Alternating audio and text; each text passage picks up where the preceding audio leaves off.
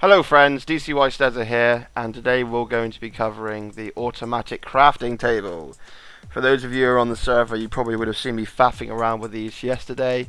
I was going to do a video on that, but yeah, I did it in the wrong order and it kind of got a little bit messed up. I might show you it at the end of the episode.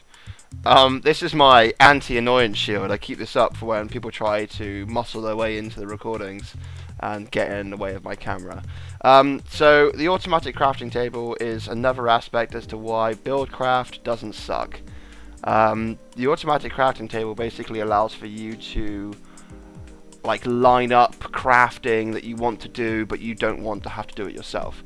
So imagine it takes things from chests and it has a preset crafting recipe. So when it gets all the materials it needs, it will then go ahead and make that craft, and then you can have it come out of the chest and into a different chest for you to be ready to be used. So yeah, it's really quite helpful for those who need to make a lot of something.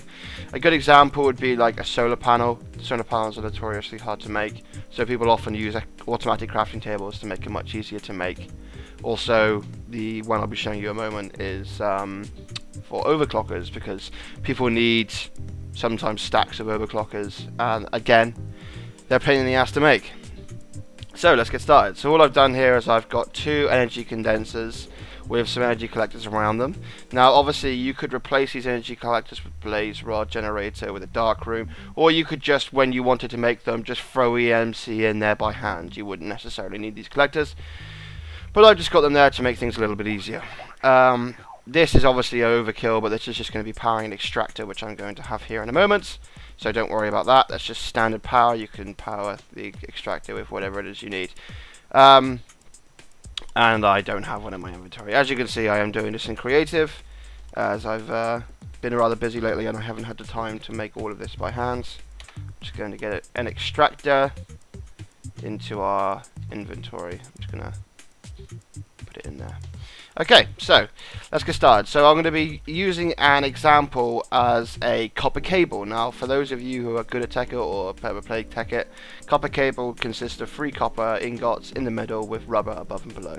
Now, obviously, you can do a lot more complicated builds, but this is just to show you guys how crafting tables work and what they can be used for. So we're going to go ahead and put an extractor there, and because this is all about buildcraft, we're going to be using buildcraft piping. So we're going to pop. Oh, I've done it the wrong way around. Ha! Mistaked already. So put an extractor afterwards, because with buildcraft piping, the red always indicates which chest it's coming out of, which one it's going to interact with. So yeah, you want it coming out of the chest, not into the chest. We're going to have another wooden pipe coming out down here. Then we're going to go stone, stone, stone, stone, like that. Then we're going to go a similar thing. We're going to go wood there, then stone. Not that far. Stone, stone, like that. And they're going to pop an automatic crafting table. I'll show you the recipe now. It's very simple. It's just a normal crafting table with 4 wooden gears around it. So very cheap, which is why they're so good. And you're going to plug that like that. And then we're going to stick a wooden one like that. Again, make sure that the red is coming out of the crafting table and not going into the crafting table. So this chest here is where our cabling will end up after the whole process. You could probably make this smaller, but I'm making it nice and big so everybody can see what it is that I'm doing. I am going to connect this up to our extractor now so we can power that bad boy. And I'm going to stick some overclockers in there. So as you can see, a prime example of what you might need overclockers for. Bear that in mind when I show you my incredibly complicated overclock builder over there. Okay, so now we're going to need some redstone engines.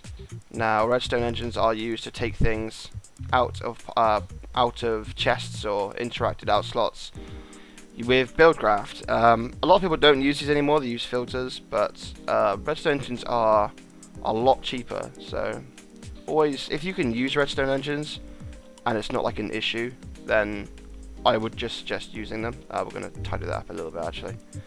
We'll have that cabling coming behind. We don't need anything there anyway.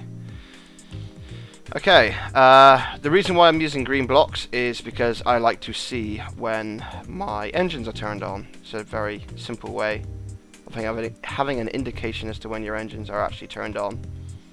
So all I'm doing is putting a lever on there, which should activate the engines, and it will also light up the blocks. So I know when the machine is active. So then I'm just going to go into here and I'm going to make the recipe we want to do. So you go into the crafting table and you decide what recipe you want to do. So I'm going 3 copper in the middle, and then I'm going 3 rubber above, 3 rubber below, and that makes 6 copper cable. Now this will never be removed from the crafting table. It will always keep one set of the recipe in the crafting table so it never forgets what it is you're trying to do. And anything else will then get pumped out of here because of the wooden piping that we've set up with this engine. So in this energy condenser I have sticky resin, so we'll get that starting to get going, and in this one we have copper cable. So then we are going to activate our engines like so.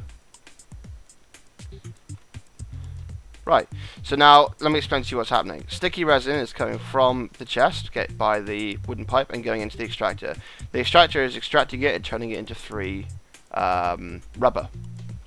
And then the rubber is, oh, I've just realised I've got that coming out from below. It needs to be coming out from the side. I'm glad I made that mistake actually, because you guys can see that. You always need to make sure that when you're dealing with outputs, that it's always, how do I put this, like relative to where it is on the chest. So I'll explain that in a moment. Let's just get these going again. So pop that one back there. Okay, so what I mean by relative to the chest is, if you look at this, the input is coming in from the top there, so it has to come in from the top. If you want something in here, this slot, it needs to come from below. And because I want something coming out of the right slot, it needs to come out of the side of the block. So it's all relative to where it is in the crafting table. I'm glad I made that so I can show you that mistake, guys. So we have copper coming out of here. This is quite a nice setup because, as you can see, it's staying at about, yeah, it's staying at 18, which is nice. I like that. That's good output. And we got rubber coming out of here. So if we look at this, you can see that all the rubber and the copper is building up, and once it's received one of everything, so it can make the recipe, you can see that the engine, so we'll watch it here, so you can see it's filling up, waiting for the rubber to fill this slot. Okay, it's filled, and in a moment it should all drop down. See, it's all dropped down and the recipe comes out the other side, and that's because we've got an engine here on a wooden piping. So just to give you guys a bit of insight on how you would make these things more efficient, you can see that I'm gaining copper much faster than my rubber is coming in. So my 2 options are, I can either take one of these engines off to stop the copper coming out as fast, which would probably be the easiest way, or I could make the rubber come out of here faster to catch up with the copper. A lot of people tend to have an insufficient balance between materials. They'll find that they'll have more of something than something else, and that will slow it down, and what that will cause is it will cause spillages here when it can't get into the crafting table. Now I'm going to show you one way of stopping that.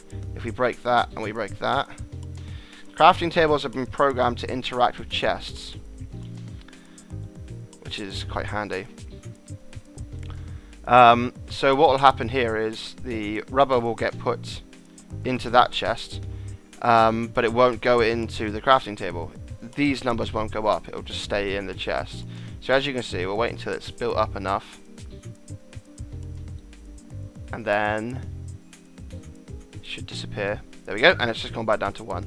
So what it's done is it's waited until it had enough to do the craft, and then it took it from the chest immediately into the crafting table, used it, and then pumped it out the other side. So this way it gives you a lot more buffer room, I guess, so this can build up a lot more before it starts to overflow than it would be in here. So if you have something that is going to be produced a lot more than the other things in the crafting table, then you can use a chest to try and slow down or buy you a little bit more time before it starts to overflow. So that's really helpful when dealing with automatic crafting tables. That's about it. So what I'm going to very quickly show you is something I was working on yesterday. This isn't complete, and I'll explain to you why this doesn't work. This is a overclocker maker. Now, as you can see, it does work, but the reason why I'm not using this as a prime example is because it's got some serious overflow issues. And I'll explain to you now why it's got serious overflow issues. one of the items that are used in overclockers is a coolant cell, and the coolant cells are non-stackable, which means that they come out in ones and they have to put into the crafting table in ones, which is causing them to have a very small buffer for overflow, because even with a chest, you can imagine that rather than it being a stack per block, it's one per block, so it really doesn't take very long for it to start to overflow, which is a serious issue when you're dealing with things that don't stack.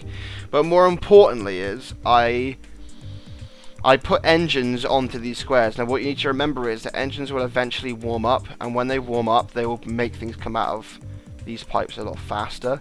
So right now I feel I need 3, but in 20 minutes when these have warmed up to being red, that's going to be far too fast. Like it's going to come out of that pipe faster than I need it to. So you always need to be prepared for the engine speed at the end of its warming cycle rather than at the beginning, because always you'll very quickly find yourself in a position where you're getting more materials than can be crafted. Another thing is, the reason why this didn't work is I had the items sat in these chests while I was making it, so they filled prior to me testing the machine. So I was just like, how can I slow this down? I know, I'll put less energy collecting power onto these chests. They produce the items slower, so it's not the speed of the engine which determines how fast it comes out of this pipe, it's the speed that the item is produced in the chest. But obviously, because I'd already filled these chests, they had loads of material to use as like a backup. So though they were slowly going down, there was just too much to go through. So, but I mean, this is a good example of what you can do with automatic crafting tables. You know, it's several crafting tables all interacting with each other. So I mean, this section is making copper piping, it's getting sent over to this section. This section is making coolant cells, it gets sent over to this section. You know, refined iron, redstone. This is making more copper cable because I decided I needed more copper cable. And you know, it's all being used eventually to make overclockers. So yeah, these are Mark II crafting tables. In all honesty, I would suggest avoiding them. They're incredibly complicated. Every single one of these rows has a different direction that it will accept input and output. So if I wanted it to come out north, it has to, okay, so south coming out this end down here would be this row here. So it's like, yeah, north is the output here. So it's incredibly complicated. You're better off just using a crafting table with a chest. But I mean, I just wanted to play around with them to see what they were like. But yeah, I would suggest just using the Mark I crafting tables. They're also a lot cheaper, so you're much better off using these than you are Mark IIs. But yeah, crafting tables do not need they do not need power themselves to activate. Some people have redstone engines connected to the crafting tables because they think that they need it, but they don't. They just do it automatically. So as long as there's an output, as long as there's a way for the items to leave the chest, then it will automatically craft and produce it with no problem. So as you can see, these are coming out a lot faster now. If we have a look at our chest, we can see that we've already produced 2.5 stacks. Because the engines have warmed up, you see. And this is a prime example. Like, the engines have now warmed up, and this isn't smelting it fast enough. So like, this is a situation where you would want to get rid of some of the engine power to slow down the speed that it comes out of that chest. So that's quite handy that's happened, because it's a good example. So like, and if you find that like one engine at like this speed is still too fast, then you need to slow down the rate in which these are being made. So then you'd be looking to break the EMC input so that you control how fast it comes out by how quickly it's made in this area, not in the actual pipe itself.